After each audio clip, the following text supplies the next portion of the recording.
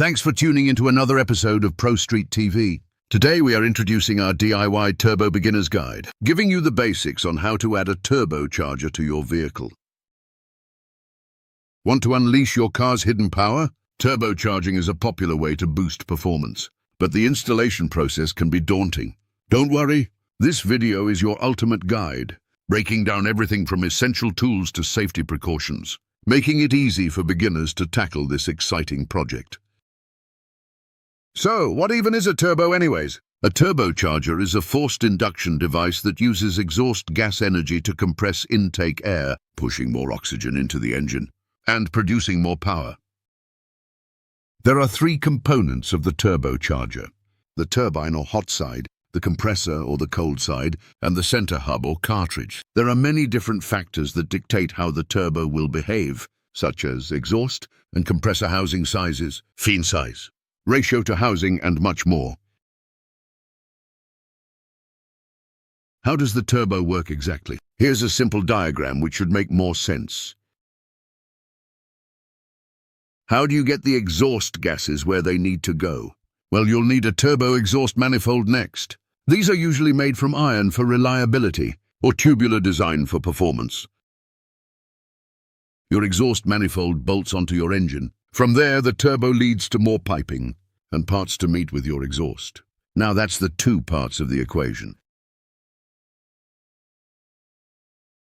The third component should be your intercooler and piping. Although this is not needed, you can get away without an intercooler, but it's not recommended unless you opt for air to water or something more exotic.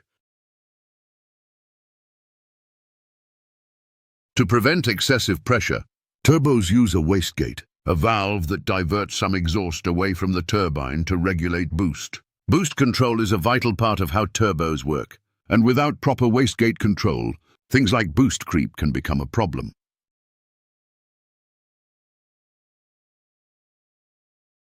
Now you have the turbo, intercooler and piping taken care of. The most important stage is here, because slapping a turbo on your ride might make you fast, but it won't be reliable. More like a ticking time bomb, that rattling noise you hear at wide open throttle. Yeah, detonation genius.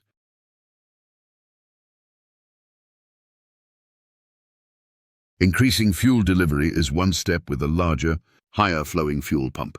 Larger injectors and some sort of engine control or ECU flashes can get the rest of the job done. Always dyno tune your vehicle. Increasing fuel delivery is one step with a larger, higher flowing fuel pump. Larger injectors and some sort of engine control or ECU flashes can get the rest of the job done. Always dyno tune your vehicle. Now that we've got the basics out of the way, let's review some of the more common mistakes. You don't want to make any of these mistakes. We will all laugh when your engine explodes. Number 1, it bolts up so it must work. Just because a kit technically fits doesn't mean it belongs on your engine. That $2.99 eBay special might bolt up, but so does a toaster if you try hard enough. Spoiler alert, it'll spool once, right before it seizes. Number 2, I don't need tuning, bro. It'll learn. No, it won't. Number 3, more boost equals more fast. Cranking the boost up to 30 psi on stock internals is bold.